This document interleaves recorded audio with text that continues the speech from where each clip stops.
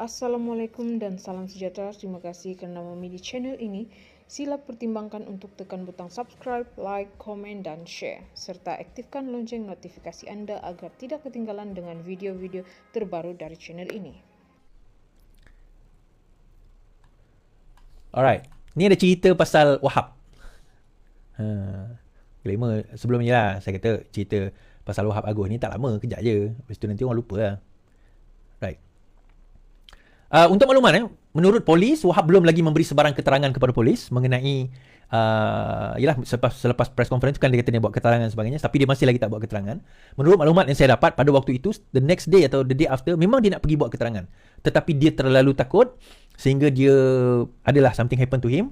So dinasihatkan untuk jangan bagi keterangan dulu, takut anything happen. Yalah, orang kan saya kata orang yang tak biasa ni memang ada masalah. Yalah dia masalah macam tu lah.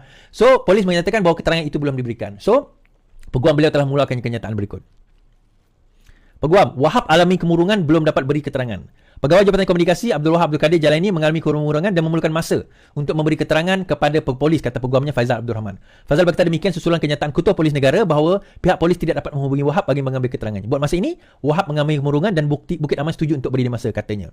Faizal berkata pihaknya sentiasa berhubung dengan polis berkenaan siasatan video perbualan antara Wahab dengan bekas Ketua Pengarah JKOM Muhammad Agus yang tular sebelum ini. Saya sentiasa berhubung dengan pihak PDRM. Jadi kenyataan Razauddin semalam ada sedikit salah faham. Bukit Aman ada menghubungi saya pada pagi tadi. Saya juga telah menyatakan saya akan memberikan komitmen untuk Wahab beri keterangan dalam masa terdekat.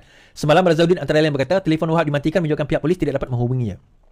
Dia juga meminta Wahab mentampil membantu siasatan, memandangkan dia adalah saksi penting dalam usaha mengesah identiti Mr. H. Mr. H adalah individu di dakwah Wahab sebagai pegawai berpangkat tinggi JKOM yang menjadi dalang kepada penyebaran video tersebut. Now, okay. Maklumat ini betul tak betul wallahu alam. Pertama, Wahab akan membuat kenyataan polis tidak lama lagi. Bila? Saya tak boleh nak nyatakan, tunggulah dia keluar sendiri. Bagaimana mungkin pegawai dia akan buat kenyataan, itu wartawan kena tunggulah. Yang kedua, dan kalau ada, dan saya akan pergi sendiri. Yang kedua adalah mengenai adakah Wahab ni akan mendedahkan siapakah Mr. H. Now, ada kemungkinan ya, beliau akan mendedahkan siapa Mr. H, dan beliau berkemungkinan akan tampil ke hadapan untuk membuat satu tindakan yang lebih drastik daripada itu. Dan menurut makluman yang saya dapat, dia daulah terpendam ni goes deeper daripada itu, tuan-tuan. Rupanya daulah terpendam, apa orang kata, deep state yang saya sebut dalam ni berlaku dalam JKOM itu actually goes deeper daripada itu. Mr. H ni hanyalah pemuka dia. Dia ada orang lain di dalam kumpulan tersebut. Ada nama-nama yang disebut, tetapi nama-nama itu bukan tak nak dibawa ke hadapan. Lebih baik Mr. H ni dibawa ke hadapan. Now, saya letak dalam Facebook saya tadi, saya kata bahawa terkini Wahab akan buat kenyataan polis dan dedahkan konspirasi dan siapa H dan skandal terbaru lain, the plot thickens. Saya kata akan ada pendedahan terbaru dan dia melibatkan antara orang-orang penting juga. Kenapa mereka berbuat demikian? Saya teringat cerita Azilah dan Sirul sewaktu dalam pembunuhan Al-Tantuya tu kan. Dalam pembunuhan Al-Tantuya tu, kalau kita perasan malah Sirul pun menyatakan tempoh hari dia dibayar duit 1 juta untuk tak dedahkan kan. Yang kita highlightkan Sirul dan juga Azilah. Tetapi kita tak nampak what the things that really happen behind it. Konspirasi yang berlaku sebaliknya. Apa yang berlaku, siapa pelakunya, kenapa dia berlaku. Dalam kriminal dia ada MOM, tuan-tuan. Dia ada means, dia ada motif, dia ada opportunity, dia ada means. Nah, soalan kita, motif dia apa? Motif dia apa? Jadi saya dah dedahkan sebelum ini kenapa Wahab U-turn dalam konspirasi yang berlaku ini. Saya dedahkan. Antaranya perjanjian mereka tak sepatutnya video itu leak, tetapi video itu telah leak. Itu asal perjanjian, video itu tak sepatutnya tersebar, tetapi video itu tersebar. Video itu sepatutnya digunakan untuk mengugut Prof saja. Tetapi telah tersebar. Saya kata tersebar.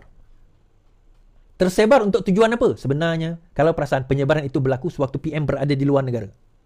Tujuan dia bukan Agus. Tujuan dia bukanlah Wahab ni. Tujuan dia nak kenakan Perdana Menteri. Tapi orang tak faham. Dan yang kena memang Perdana Menteri pun. Indirectly. So tapi dia orang kantoi bila H U-turn. Dia orang tak sangka H U-turn. H pula. Dia tak sangka Wahab U-turn, tuan-tuan. Dia tak sangka Wahab akan U-turn dan Wahab nak dedahkan. So kumpulan kita telah berjaya kepung Wahab ni kerana bab kata dalam laporan sebelum ini ada 2 grup yang datang rumah keluarga dia cari Wahab.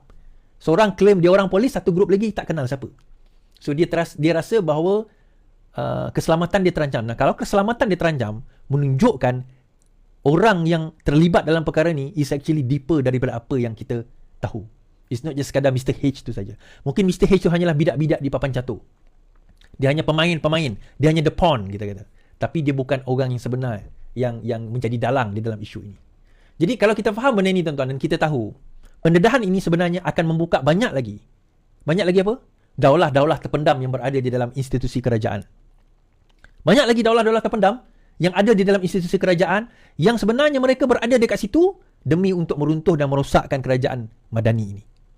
Jadi kita harap benda itu akan terbongkar satu persatu lah. Dan kita harap benda itu terbongkar satu persatu. Dan orang naif seperti Wahab ni, akhirnya dia terperangkap dengan penipuan-penipuan dan janji-janji palsu mereka. Oh, dunia ini penuh kepalsuan. Habis kat situ. Alright.